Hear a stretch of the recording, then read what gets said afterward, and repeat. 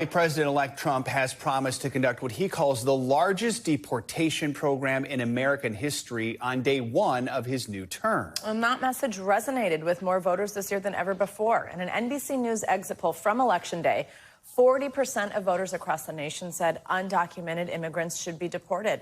That's a 15% jump from when Mr. Trump was first elected to the White House back in 2016. For more on this, we're joined now by NBC News Homeland Security correspondent Julia Ainsley. Julia, good morning. So you've reported Mr. Trump is also considering withholding federal police grants from local law enforcement, so police departments and sheriff's departments that decline to take part in those proposed massive deportations. Walk us through the basics of this. I mean, roughly how many people could be targeted? Who would carry that out?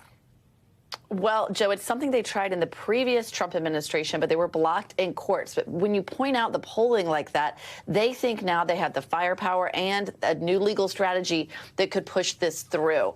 What they're talking about is withholding federal grants to sanctuary cities. Any jurisdiction, you could look at New York, for example, many in Maryland, Chicago, Colorado, places across the country, California as a state that would not have access to this very large pot, about $250 million of federal funding that goes out to law enforcement, not just to help with cops, but also things like drug rehab programs.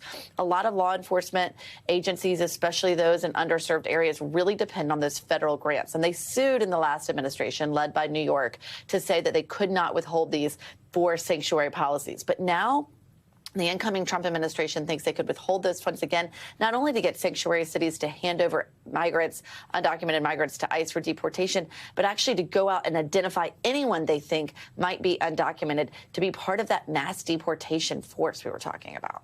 Republicans also regain control of the Senate in this election. Will hold the majority in that chamber for the first time in 4 years. Control of the House, of course, is still up in the air. But let's just say, what would full control of government mean for Trump's plans? What could it actually mean for controlling the border and any of these, proposals, theories that we talk about actually happening?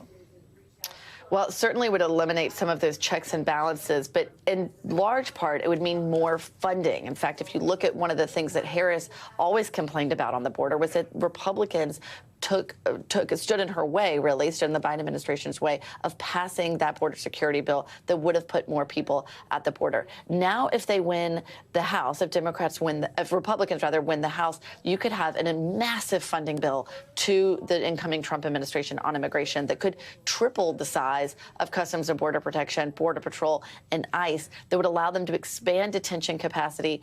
And I still think it's a long way off to see how they would deport millions of migrants in a very short amount of time, even with that amount of money, but it would certainly get them started. So another NBC News exit poll found a majority of voters nationwide have more trust in Mr. Trump to handle immigration. You have some new exclusive reporting that the Biden administration is making contingency plans for a possible surge in border crossings ahead of a Trump presidency.